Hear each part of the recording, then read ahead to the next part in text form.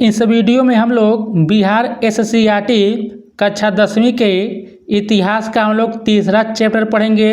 देखिए चैप्टर का नाम है हिंद चीन में राष्ट्रवादी आंदोलन। इससे पहले हम लोग 2 चैप्टर पढ़ चुके हैं और देखिए साथ ही हम लोग जो है क्लास 9th का भी हम लोग हिस्ट्री पढ़ चुके हैं। यदि आप लोग नहीं पढ़े और पढ़ना चाहते हैं तो आप लोगों को सभी वीडियो चैनल के प्लेलिस्ट में मिल जाएगा, वहाँ से आप लोग जाकर देख लीजिएगा। तो चलिए हम लोग शुरू करते हैं। और देखिए ये अभी चैप्टर बहुत ही इंपॉर्टेंट है। यदि आप लोग TRA 3 में देखेंगे तो वहाँ पर देखिए इस चैप्टर से एक प्रश्न पूछा गया था।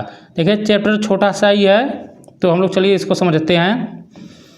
पहला पॉइंट देखिए लिखा है कि हिंद चीन 3 लाख वर्ग किमी में फैले उस प्रायद्वीपीय क्षेत्र से है जिसमें आज के वियतनाम, लाओस और कंबोडिया के क्षेत्र आते हैं। देखिए एग्जाम में पूछ सकता है कि हिंद चीन के अंतर्गत जो प्रायद्वीप क्षेत्र उसमें कौन कौन से देश आते हैं। देखिए वर्तमान में वियतनाम, लाओस और कंबोडिया के क्षेत्र आते हैं। इनकी उत्तरी सीमा म्यांमार एवं चीन को छूती है, तो दक्षिण में चीन सागर है। लाओस कंबोडिया पर भारतीय संस्कृति का प्रभाव था। तो यहाँ पर देखिए लिखा है कि लाओस कंबोडिया पर भारतीय संस्कृति का प्रभाव था। 4वीं शताब्दी में कंबुज राज्य की स्थापना हुई थी, जहाँ का शासक भारत वंशीय था। तो जो 4वीं शताब्दी में कंबुज राज्य की स्थापना हुई थी, वहाँ का शासक भारतीय वंशीय था। कंबुज भारतीय संस्कृति का प्रधान केंद्र बना।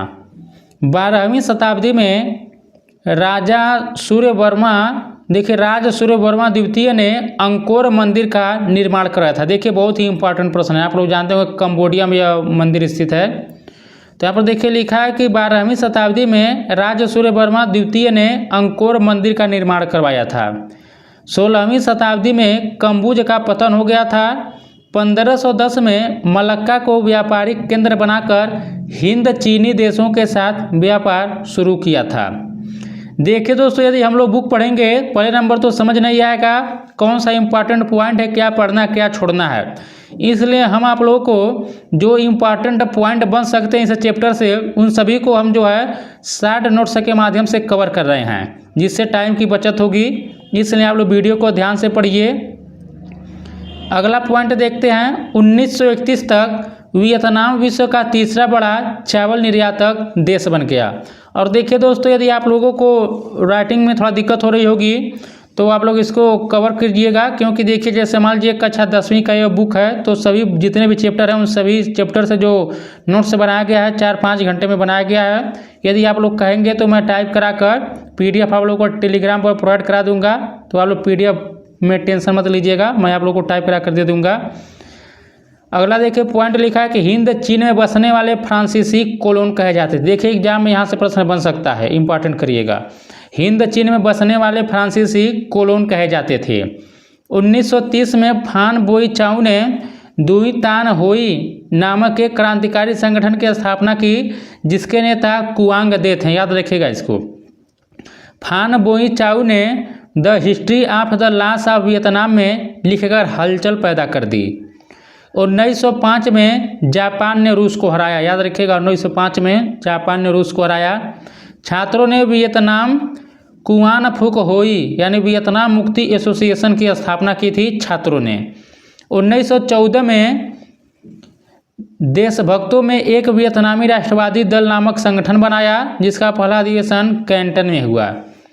हो ची मिन्ह ने 1925 में वियतनामी क्रांतिकारी दल का गठन किया। याद रखिएगा हो ची मिन्ह ने किया था 1925 में। जोंगुएन आई ने अनामी दल की स्थापना की थी। यह पार्टी पूर्णतः मॉस्को के कैंटन से प्रभावित थी और आतंकी विचारों वाली पार्टी थी। तो याद रखिएगा आप लोग अनामी दल जो बनी थी। 25 अगस्त 1945 को बाओ दाई ने अपना पद छोड़ दिया और वियतनाम एक गणराज्य बन गया। 6 मार्च 1946 को हनोई समझौता फ्रांस में वियतनाम के बीच हुआ। देखिए एग्जाम में पूछ सकता है कि हनोई समझौता किसके किसके बीच में हुआ था। तो देखिए जो हुआ था 6 मार्च 1946 को फ्रांस एवं वियतनाम के बीच।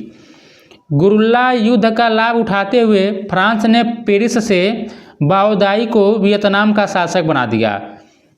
और देखिए आगे लिखा है कि हुआ आंदोलन धार्मिक वर्ग से संबंधित था। एग्जाम में देखिए एक एक लाइन पूछने वाले मतलब बन सकता है यहाँ से प्रश्न, इसलिए आप लोग एक एक लाइन को ध्यान से देखिए। 25 दिसंबर 1955 को लाओस में चुनाव के बाद राष्ट्रीय सरकार का गठन हुआ और सुवर्ण फुमा के नेतृत्व में सरकार बनी। 5 अगस्त 1964 को अमेरिका ने उत्तरी वियतनाम पर आक्रमण कर कुछ सैनिक अड्डे तबाह कर दिए। देखिए एग्जाम में पूछ सकता है कि अमेरिका वियतनाम पर कब आक्रमण किया था, तो 5 अगस्त 1964 को। अब देखिए रासायनिक हथियार, यहाँ पर देख लीजिए, इंपॉर्टेंट है, प्रश्न पूछ सकता है। नापाम यह एक तरह का ऑर्गेनिक कंपाउंड है जो अग्नि बमों में गैसोलीन के साथ मिलकर एक ऐसा मिश्रण तैयार करता था जो त्वचा से चिपक जाता और जलता रहता था। इसका व्यापक पैमाने पर वियतनाम में प्रयोग किया गया था। देखिए एक रासायनिक हथियार है नापाम, हथियार है नापाम। रासायनिक हथियार जैसे देखिए नापाम, ऑरेंज एजेंट, ये सब रासायनिक हथियार। एग्जाम पूछ लेगा कि नापाम ऑरेंज एजेंट क्या है, तो देखिए रासायनिक हथियार है।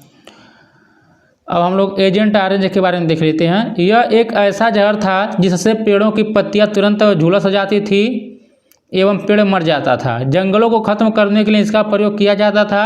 इसका नाम ऑरेंज पट्टियों वाले ड्रमों में रखे जाने के कारण पड़ा। अमेरिका इनका इस्तेमाल जंगलों के साथ खेतों और आबादी दोनों पर जमकर किया। इस जहर का असर आज भी नजर आता है, जन्मजात विकलांगता एवं कैंसर के रूप में। अगला देखिए पॉइंट दिया कि हिंद चीनी क्षेत्र में अंतिम युद्ध समाप्ति के समय में अमेरिकी राष्ट्रपति निक्सन थे, याद रखिएगा। तो हिंद चीनी क्षेत्र में अंतिम युद्ध समाप्ति के समय में अमेरिकी जो राष्ट्रपति थे वह निक्सन थे।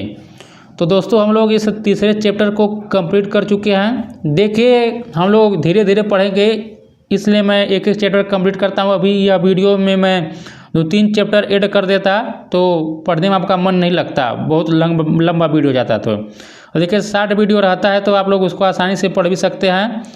तो दोस्तों मिलते हैं हम लोग अगले वीडियो में। और साथ ही यदि आप लोगों को यह वीडियो अच्छा लगा है तो वीडियो को लाइक कीजिएगा, शेयर कीजिएगा और देखिए कमेंट जरूर कीजिएगा कि आप लोग और भी किस प्रकार के कंटेंट चाहते हैं।